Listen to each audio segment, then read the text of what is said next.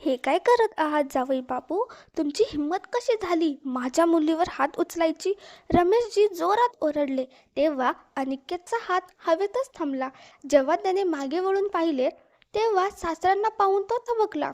त्याने ताबडतोब सासऱ्यांना उद्देशून म्हणले, तुम्ही कोण आमच्या पती पत्नीच्या प्रकरणात बोलणारे? कृपया या खोलीतून बाहेर जा.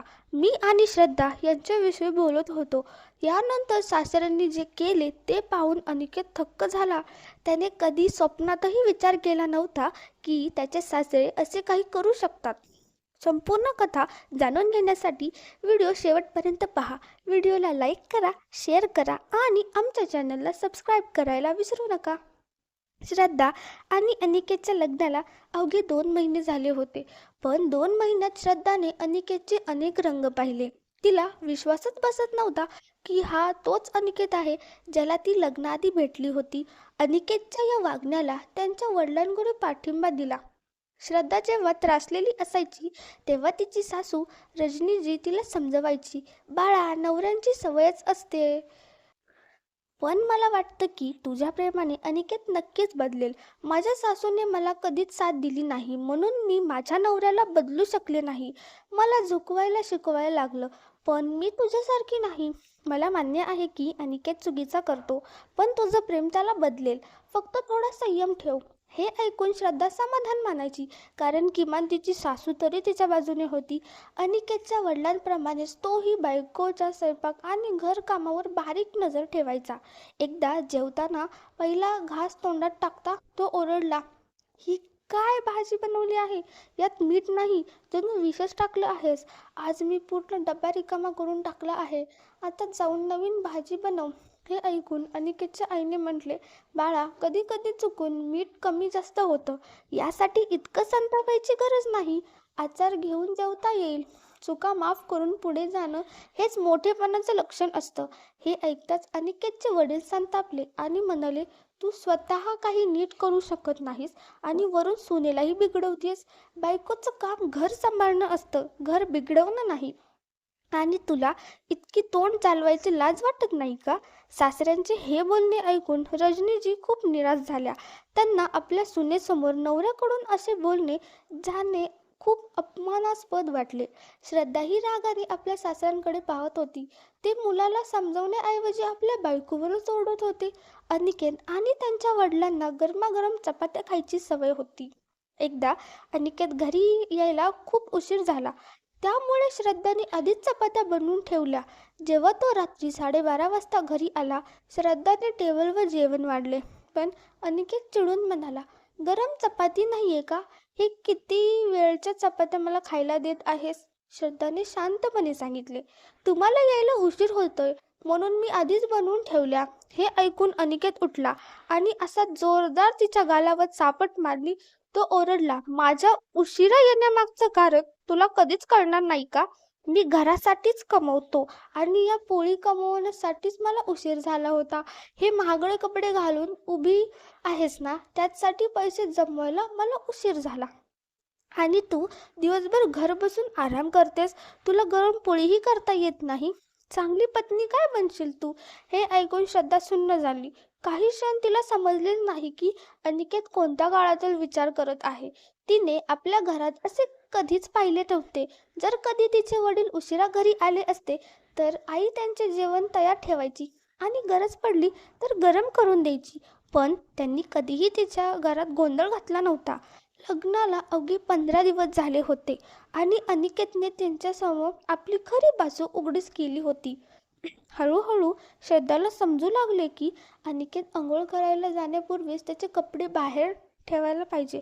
त्याचे बूट पॉलिश करून समोर असायला हवे आणि तयार झाल्यावर टेबलावर गरमागरम नाश्ता ठेवलेला असावा.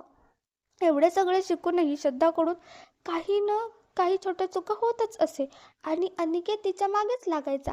श्रद्धा मनात विचार करायची, मी एक चांगली पत्नी बनण्यासाठी काय काय नाही करत, पण तरीही अनिकेतला काहीच का पसंत पडत नाही. एक दिवस श्रद्धा स्वयंपाकघरात बटाट्याचे पराठे करत होती आणि अनिकेत जेवणासाठी टेबलवर जाऊन बसला. त्याने चहा घेतला आणि पहिल्याच घोटात कप जोरात जमीन आपटला. आवाज ऐकून श्रद्धा धावत आली आणि विचारलं, काय झालं? कप कसा पडला? अनिकेत रागाने लाल होऊन ओरडला, तू घरी चहा बनवायला शिकून आली नाहीस का? गरम पाणी असलेला चहा बनवला आहेस, हॉस्पिटलमध्ये मिळतो तसाच. अरे, स्टेशनवर मिळणारा चहा यापेक्षाही चांगला असतो. तेव्हा रजनीजी तिथे आल्या आणि अनिकेतवर ओरडल्या, जर चहा चांगला नाही वाटला तर सांगायचं होतं, तिने नवीन बनवून दिला असता. पण रागात कप फेकायची काय गरज? रजनीचे बोलणे ऐकून अनिकेतचे वडील संतापले आणि त्यांच्यावरच ओरडले, जेव्हा मुलगी परक्या घरी जाते तेव्हा खूप काही शिकून जाते, पण ही जर तुझ्यासारखीच आळशी आहे.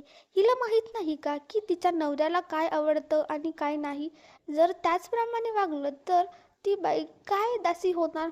म्हणून तुम्ही बायका नवऱ्याच्या डोक्यावर बसण्याचा प्रयत्न करता, पण आमच्या घरात अशी परंपरा नाही. म्हणून खबरदार, यापुढे जर या घरात तुमचा कोणाचाही आवाज मोठा झाला तर परिणाम चांगला होणार नाही.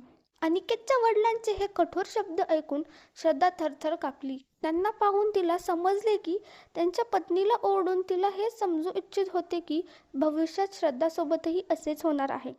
श्रद्धा दिवसभर घरकामात करत राहायची, पण सासरे तिच्या गावांमध्ये चुका काढत राहायचे आणि संध्याकाळी अनिकेत घरी येताच तोही छोट्या गोष्टींवर तिला सुनवत राहायचा. अनिकेतचा स्वभाव इतका रागीट असेल हे श्रद्धाने कधी स्वप्नातही विचार केले नव्हते, कारण लग्नाआधी तो तिला फोनवर गोड गोड बोलायचा, पण तो अख्ख्या सारख्या तिला टोपणे मारायचा. तुझ्या इच्छा पूर्ण करण्यासाठी मी दिवस रात्र मेहनत करतो आणि तुला एक वेळचं जेवण नीट देता येत नाही. महाराणीसारखी घरी बसून राहते. जरा बाहेर जाऊन काम कर, मग कळेल की मेहनत कशी करावी लागते. बिचारी श्रद्धा रात्री झोपण्याच्या आधी अनिकेतचे पाय दाबायची.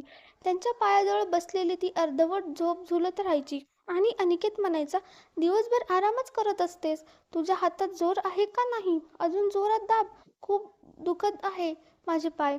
श्रद्धा पाहायची की अनिकेतच्या वडिलांचेही विचारही तसेच होते. ते अनिकेतला सांगायचे, बायकांना फारसं मोकळीक द्यायची नाही, नाहीतर त्या घराच्या मालकीण बनतात. त्यांना स्क्रू टाईट करून ठेवायला हवा, म्हणजे नीट काम करतील, आणि वेळ आली तर त्यांना पायाखालीही टाकायला हवं, कारण त्या त्याचसाठी असतात.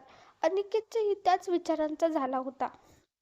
तो श्रद्धाशी तसंच वागू लागला जसं त्याचे वडील त्याच्या आईशी म्हणजे रजनीजींशी वागायचे. श्रद्धाच्या माहेरात तिच्या बहिणीचे लग्न ठरले होते.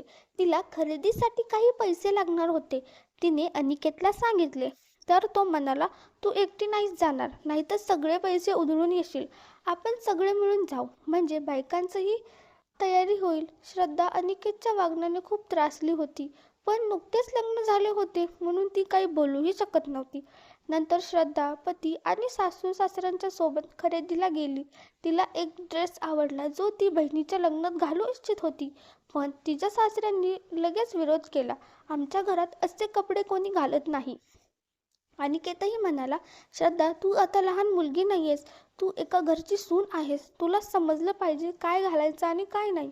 हे सगळं दुकानातील सेल्समन समोर चालू होतं तेव्हा रजनीजी मध्ये पडत म्हणल्या, या ड्रेसमध्ये काय वाईट आहे? हा लहान मुलांसारखाच आहे आणि यात गळाही फारसा खोल नाही. काळानुसार चाललं पाहिजे. मला तर हा ड्रेस खूप सुंदर वाटतो आणि श्रद्धावर छानही दिसेल. हे ऐकून सासरे रागाने म्हणले, तुला अजूनही समजलं नाही का कुठे बोलायचं आणि कुठे नाही? तोंड बंद ठेव. तुझ्या सुनेने असा ड्रेस निवडला आहे जो आमच्या घरात शोभत नाही आणि एवढा महाग आहे. हे असले कपडे नाही घालायचे. त्यांनी लगेच सेल्समॅनला शोकेसमधली एक साडी काढायला सांगितली आणि श्रद्धाला म्हणाले, तुला साडीच घालायला हवी. ती नेसलीस तर आमच्या घराची सून म्हणून दिसशील. पण श्रद्धाला ती साडी अजिबात आवडली नाही. पण सासऱ्यांसमोर तोंड उघडणं म्हणजे संकटाला आमंत्रण देणं होतं. तिला काही बोलायची हिंमतच झाली नाही. अनिकेतही म्हणाला, ही साडी खूप छान आहे, तू घातलीस तर अगदी सुंदर दिसशील. श्रद्धा आतून तुटत होती. तिचा उतरलेला चेहरा पाहून सेल्समॅनही कळत होतं की साडी नाखुशीने घेत आहे. सर्वांच्या समोर बाप लेकींचं असं वागणं खरंच लाजिरवाणं होतं. पण आता श्रद्धाकडे दुसरा काही पर्याय नव्हता. मॉलमधून बाहेर पडताच सासऱ्यांनी आपल्या पत्नी आणि सुनेवर संताप काढला. खूप उड्या मारण्याचा प्रयत्न करू नका. एवढं खूप आहे की तुम्हाला शॉपिंगला घेऊन आलो, नाहीतर आमच्या काळात साडीवाला घरी यायचा आणि तिथूनच बायका साड्या निवडायच्या. श्रद्धा आपल्या सासूकडे पाहत होती, पण त्या नजर चुकवत होत्या. त्यांची अशी अवस्था पाहून श्रद्धाला त्यांच्यासाठी वाईट वाटू लागलं. दुसरीकडे रजनीजी मनात विचार करत होत्या, जे माझ्यासोबत झालं तेच आता माझ्या सुनेबाबतीतही होतंय आणि मी काही करू शकत नाहीये. ना कधी नवऱ्याने माझं ऐकलं, ना आता माझा मुलगा ऐकतो. त्यांनी तर मुलाला स्वतःसारखंच बनवलंय, जो स्त्रियांना किंमत देत नाही. श्रद्धाच्या बहिणीचं लग्न जवळ आलं होतं, म्हणून तिने अनिकेतला माहेरी जाण्याची विनंती केली. पण तो म्हणाला, एवढ्या आधी माहेरी जाऊन काय करणार? माझी तक्रार करायला जात आहेस का? त्याच्या या बोलण्याने श्रद्धा घाबरली. तिला काय उत्तर द्यावं हेच कळेना. खरं तर ती एकटीच माहेरी जाऊ इच्छित होती, कारण ती नवऱ्याची रागीट स्वभाव कोणालाही दिसू द्यायचा नव्हता. पण अनिकेतमुळे तिची ही इच्छा पूर्ण होऊ शकली नाही. जेव्हा अनिकेत श्रद्धासोबत तिच्या माहेरी गेला, तेव्हा श्रद्धा त्यांच्या पुढे मागेच फिरत राहिली. ती कशाचाही बहाणा देऊन अनिकेतला रागवायची संधी मिळू देत नव्हती, जेणेकरून तिच्या घरचा त्यांचा अपमान होणार नाही. पण अनिकेत तर संधी तिला हवीच होती. घरात नाश्ता होत असताना श्रद्धा नाश्ता वाढत होती. त्यावेळेस तिच्या वडिलांनी तिला आवाज दिला आणि काही विचारायला लागले. म्हणून श्रद्धाने वहिनीला विनंती केली, वहिनी प्लीज तुम्ही नाश्ता वाढा, मी लगेच येते. हे पाहून अनिकेत तिच्याकडे घुरून पाहू लागला. यावर श्रद्धाची वहिनी नेहा हसत म्हणाली, जिजू नाराज होऊ नका, मी वाढते नाश्ता. आम्हाला माहीत आहे आता दीदीपासून तुम्हाला एक क्षणही दूर राहायचं नाहीये, पण सासरच्या घरात वहिनींची ही सेवा आदराची आनंद घ्यायला पाहिजे. नेहा मस्करीत बोलत होती, पण अनिकेतला ते अजिबात आवडलं नाही. तो उभा राहून चिडून म्हणाला, वहिनी मला उपदेश देण्याची गरज नाही, त्यासाठी माझी बायको पुरेशी आहे. नेहाला अनिकेतच्या या बोलण्याचे अपमानासारखं वाटलं. तिला फक्त थोडा मजाक करायचा होता. पण अनिकेत एवढा राग का करत होता? तो चिडून नाश्ता न खाता बाहेर निघून गेला. यानंतर नेहाने श्रद्धाला बोलवलं आणि म्हणाली, दीदी मी फक्त जिजूशी मजाक करत होते, पण त्यात एवढे नाराज का झाले? त्यांनी मला असे शब्द सांगितले की जे मला फारच वाईट वाटले. सासरमध्ये जावयाशी अशी मजाक तर होतच असतो, यात एवढं मनाला लावून घेण्यासारखं काय होतं? श्रद्धा म्हणाली, वहिनी त्यांना हे सगळं आवडत नाही, पण तुम्ही हे कोणालाही सांगू नका, नाहीतर त्यांच्या प्रतिमेवर परिणाम होईल. नेहाने श्रद्धाचं ऐकलं, पण आता तिच्या डोळ्यात अनिकेतसाठी आधीसारखा सन्मान राहिला नव्हता. श्रद्धाला समजलं होतं की अनिकेत आता रागाने बसला आहे, म्हणून तिने तिच्यासाठी प्लेटमध्ये नाश्ता घेऊन आली आणि खोलीत घेऊन गेली. पण अनिकेत तिला तिरस्कार नजरेने पाहत म्हणाला, मला नाश्ता करताना तुला माहीत होतं, तरी तू तिथून का गेलीस? तुझ्या वडिलांना थोडा वेळ थांबायला सांगू शकत होतीस का? तू मला तुझ्या घरात माझा अपमान करायला आणलं आहेस का? तुझी वहिनी मला अशा शब्दात बोलते जसं की मी 2 वर्षाचा मूल आहे. श्रद्धा बराच वेळ त्याला समजत राहिली आणि त्याची माफी मागत राहिली.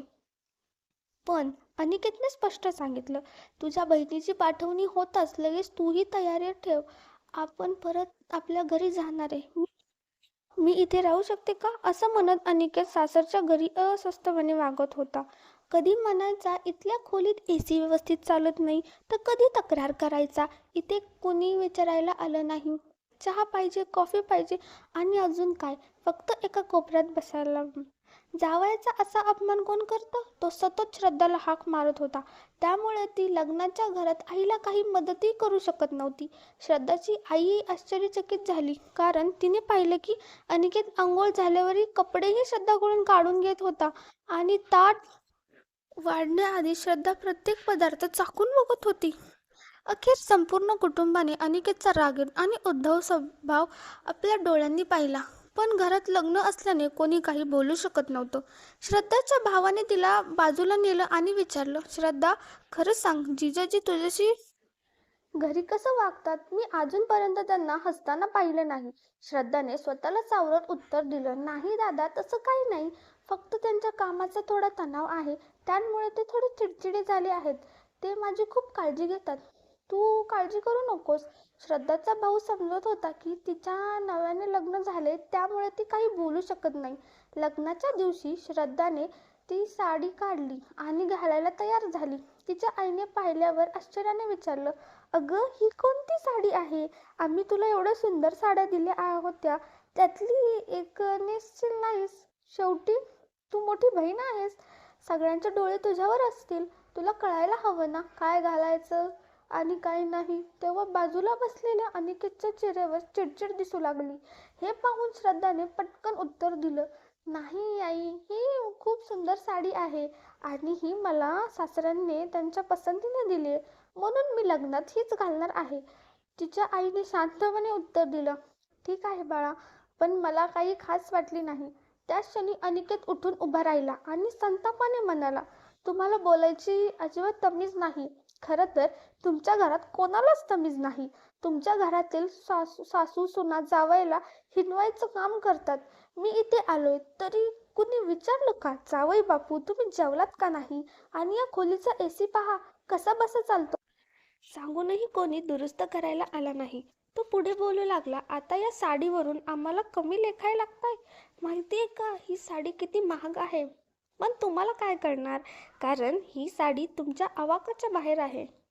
अनिकेत सासूबाईंना अपमानित करत राहिला आणि त्या फक्त आश्चर्याने त्याच्याकडे बघत राहिल्या. कोणी इतका उद्धट आणि बेशिस्त कसा असू शकतो. श्रद्धाने त्याला रोखण्याचा प्रयत्न करत म्हणाली, तुम्ही आईशी असं का बोलताय, आणि लग्नघरात व्यवस्थेत थोडीफार कमी जास्त होतच, यात एवढं काय वाईट वाटून घ्यायचं. आई, तू यांच्या बोलण्याचा राग मानू नको. श्रद्धाच्या या शब्दांवर अनिकेतचा राग अनावर झाला. त्याने तिला जोरदार थप्पड मारली आणि तिरस्काराने म्हणाला, मी तुला आधीच सांगितलं होतं की तुझ्या घरी माझा अपमान सहन करणार नाही, म्हणून सगळ्यांना सांग की जपून वागा. पण इथे माझ्या अपमानाशिवाय काही झालं नाही. मी 2 दिवसापासून सहन करत आहे. आता बस. तू आत्ता आणि आत्ताच्या आत्ता माझ्यासोबत घरी निघलीस आणि जर पुन्हा या घरचा उल्लेखही केलास तर तुझी जीभ काढून घेईल. अनिकेतचे शब्द ऐकून गालावर हात ठेवून उभ्या असलेली श्रद्धा जणू थिजूनच गेली होती. ती क्षणीच मागून आवाज आला, हे काय करताय जावई. माझ्या मुलीवर हात उचलायची तुमची हिंमतच कशी झाली. रमेशजींचा हा गजारलेला आवाज ऐकून अनिकेतने उचललेले हात हवेतच थांबले. तो मागे वळाला आणि आपल्या सासऱ्यांना पाहून डचकला. लगेच तो म्हणाला, तुम्ही नवरा बायकोच्या मध्ये बोलणार कोण. कृपया या खोलीतून बाहेर निघा. हा आमचा खासगी प्रश्न आहे. असं म्हणून त्याने श्रद्धाचा हात खेचत तिला बाहेर नेण्याचा प्रयत्न केला. पण त्यावर श्रद्धाच्या वडिलांनी ठाम आवाजात उत्तर दिलं, तुला जायचंय मग जा, पण श्रद्धा इथून कुठेही जाणार नाही आणि ती पुन्हा तुझ्या घरी परत जाणार नाही. ती समजत होती की माझ्या मुलीला चांगला नवरा मिळाला आहे, पण तुझं वागणं पाहिल्यावर मला कळतंय की माझ्या मुलीची परिस्थिती किती वाईट असेल. 2 दिवसात मी पाहिलं आहे की ती सतत तुझ्या मागे मागे फिरत तुझ्या नजरेला घाबरते. इथं सगळ्यांसमोर तुझ्या सासूशी तू उद्धटपणे वागलास. मी ऐकलं पण काही बोललो नाही. पण आता तू श्रद्धावर हात उचललास. आता मात्र मी तुला एक क्षणही या घरात राहू देणार नाही. जा आणि पुन्हा कधीही या घराची वाटही पाहू नकोस. माझी मुलगी तुझ्यासारख्या माणसासोबत राहणार नाही. श्रद्धा आपल्या वडिलांचं बोलणं ऐकून रडत होती. तिची आई तिला समजवत होती. अनिकेत तडफडत म्हणाला, तुम्ही असं कसं करू शकत नाही. ती माझी पत्नी आहे. ती माझ्यासोबतच येईल. पण यावेळी श्रद्धा गप्प बसली नाही. रागाने दडपून ती दहाडली, निघून जा. आता मी तुझा चेहराही पुन्हा पाहू इच्छित नाही. मी विचार केला होता की तू कधीतरी सुधारशील. तुझी आई सुद्धा मला तेच सांगायची, पण तुझ्या स्वभावात कधीच फरक पडणार नाही. तुझ्या घरात मी तुझ्या वडिलांनाही उलट उत्तर दिलं नाही, जरी त्यांना बोलण्याआधी साधी तमीज नव्हती. मी कधीच आई वडिलांच्याकडे तुझी तक्रार केली नाही. पण आज तू माझ्या घरातच माझ्या कुटुंबाचा अपमान केलास. आता मी तुझ्या घरी परत जाणार नाही. श्रद्धाची ही ठाम भूमिका ऐकून अनिकेत सुन्न झाला. आता त्याला समजत नव्हतं की बायकोशिवाय तो घरी कसा जाईल. श्रद्धाचे वडील ज्या पद्धतीने अनिकेतला झापले होते त्यामुळे अनिकेत पूर्णपणे हादरला होता. तो लगेच हात जोडून माफी मागू लागला आणि म्हणाला, पप्पा, माझ्याकडून खूप मोठी चूक झाली आहे. मी आजपर्यंत श्रद्धाशी चुकीच्या पद्धतीने वागलो, पण आज तुम्ही माझे डोळे उघडलेत. जर श्रद्धाने मला घटस्फोट दिला तर माझी खूप नाचक्की होईल. लोक वेगवेगळ्या गोष्टी बोलतील. कृपया मला माफ करा. मी यापुढे असं कधीही करणार नाही. श्रद्धाचे वडील आणि भाऊ संतापाने म्हणाले, जर सापाची कात टाकली तरी तो सापच राहतो. तुझा स्वभाव कधीच बदलू शकत नाही, कारण हा तुझ्या वडिलांकडून आलेला आहे. आम्ही पाहिलं आहे तुझ्या वडिलांनी तुझ्या आईशी कसं वागणं केलं आहे. जसे संस्कार त्यांना होते तसेच त्यांनी तुलाही दिले. जर तू इथून गेला नाहीस तर आम्ही पोलिसांना बोलवू. हे ऐकून अनिकेतला काही पर्यायच उरला नाही. त्यांनी आपल्या सामानाची बॅग उचलली आणि तिथून निघून गेला. जेव्हा घरी पोहोचला तेव्हा त्याला पाहून त्याची आई म्हणाली, बाळा, तू परत का आलास? आज तर श्रद्धाच्या बहिणीचं लग्न आहे ना? आम्ही काही वेळात निघणारच होतो, पण तू इथे का आलास? हे ऐकून अनिकेतच्या डोळ्यात अश्रू आले. त्याने आपल्या आईच्या पायाला धरून म्हणाला, आई, मी आता काही बोलायच्या लायकीचा राहिलो नाही. मी खूप मोठी चूक केली आहे. मी कधीच समजून घेतलं नाही की श्रद्धा तंग येऊन असा मोठा निर्णय घेऊ शकते. मी तिला फक्त माझ्या आज्ञेत ठेवायचं ठरवलं होतं, पण हे किती चुकीचं आहे हे आज मला कळले. त्याने संपूर्ण गोष्ट आईंना सांगितली आणि हे ऐकून वडील म्हणाले, यात तुझ्या आईची चूक आहे, संपूर्ण कुटुंबाची चूक आहे. म्हणून त्यांच्या मुलीची तशीच आहे. जर ती संस्कारी सून असती तर कधीच असं पाऊल उचललं नसतं. त्यावर रजनी संतापली आणि म्हणाली, तुम्हाला फक्त सुनेच्या संस्कारांवर बोट ठेवायला येतं, पण मुलाच्या संस्काराबद्दल बोलायचं नाही. तुम्हीच मुलाला शिकवलंय की बायका गुलाम असतात, त्यांना आदराने वागवायचं नसतं, फक्त त्यांच्यावर राज्य करायचं असतं. जर तुम्ही स्वतः कधी पत्नीला सन्मान दिला नाही तर तुमचा मुलगा त्याच्या पत्नीला कसा देणार? हे ऐकून तिचा नवरा तिच्यावर हात उघडायला गेला, पण अनिकेतनं त्याचा हात अडकवला आणि म्हणाला, नाही पप्पा, खूप झालं. यात आमची चूक आहे. मी माझी चूक कबूल केली आहे. आता तुम्हीही करू नका. मी काहीही करून श्रद्धाला परत आणीन, पण जर आई गेली तर ती परत येणार नाही. तुम्हाला स्वीकारावंच लागेल की घर बाईंमुळेच घर असतं. यानंतर अनिकेत काही वेळ खोलीत शांत बसला आणि मग तयार होऊन आपल्या आईसोबत श्रद्धाच्या बहिणीच्या लग्नाला गेला. जेव्हा श्रद्धाच्या वडिलांनी अनिकेतला पाहिलं तेव्हा त्यांनी काहीच बोलले नाही. अनिकेत श्रद्धाशी बोलण्याचा वारंवार प्रयत्न करत राहिला, पण श्रद्धा त्यांना टाळत होती. संपूर्ण विवाह सोहळा संपल्यावर अनिकेतच्या आईने श्रद्धाशी कुटुंबाशी बोलून त्यांना समजवलं. तिने संपूर्ण घरात काय घडलं होतं ते सांगितलं. त्यामुळे कुटुंबाचा थोडा राग शांत झाला आणि श्रद्धाचे वडील तिला पुन्हा अनिकेत सोबत पाठवायला तयार झाले. पण श्रद्धाच्या मनात अजूनही मोहिमांचा साठलेला राग होता. घरी गेल्यावर ती गप्प बसली. अनिकेत तिला म्हणाला, श्रद्धा, एकदा माझ्याकडे बघ ना. श्रद्धाने नजर वळवली. अनिकेत तिच्या पायाशी बसला आणि म्हणाला, श्रद्धा, कृपया मला माफ कर. मी समजून घेतलं की नवरा बायकोचं नातं प्रेम आणि सन्मानावर टिकलेलं असतं. जर मी तुला योग्य सन्मान आणि प्रेम दिलं असतं तर तू आज माझ्यासोबत आनंदाने आली असतीस. अनिकेतला रडताना पाहून श्रद्धाचं मन पिटळून गेलं. तिने हळूच म्हटलं, अनिकेत, मला तो पहिल्यासारखा अनिकेत परत हवा आहे, जो मला लग्नाआधी भेटला होता. श्रद्धाच्या डोळ्यात पाणी होतं. ते ऐकून अनिकेतने तिचे अश्रू पुसले आणि तिला मिठीत घेतलं. मी वचन देतो, आता तुला नेहमी तुझा पहिल्यासारखाच अनिकेत दिसेल. तेवढ्यात रजनीची खोली बाहेरून हाक मारली, आता दोघं फक्त रडत राहणार आहात की आमच्यासोबत बाहेर येणार आहात? श्रद्धाचे सासरेही आत आले आणि हसत म्हणले, आजची पार्टी माझ्याकडून, पण श्रद्धा आणि तिच्या सासूबाई जे सांगतील तसंच सगळं होईल. श्रद्धाने डोळ्यात आनंदाश्रू घेतले. तिच्या सासऱ्यांनी तिच्या डोक्यावर प्रेमाने हात ठेवला आणि म्हटले, बेटा, आता तुला एक नवं सासर मिळालं. दोष तुझ्यात नव्हता, दोष आमचाच होता. आम्हाला माफ कर आणि आपलेपणा दाखव. श्रद्धा खूप आनंदी झाली. अश्रू थांबत नव्हते, पण आता ते दुःखाचे नव्हते तर आनंदाचे होते. तिचं घर उद्ध्वस्त होण्यापासून वाचलं होतं. तुम्हाला काय वाटतं? श्रद्धाने आपल्या नवऱ्याला आणि सासऱ्यांना माफ करणं योग्य होतं का? तुमच्या प्रतिक्रिया कमेंटमध्ये लिहा. धन्यवाद. जर तुम्हाला ही कथा आवडली असेल तर आमच्या चॅनलला लाईक, शेअर आणि सबस्क्राईब करायला विसरू नका. Thanks for watching.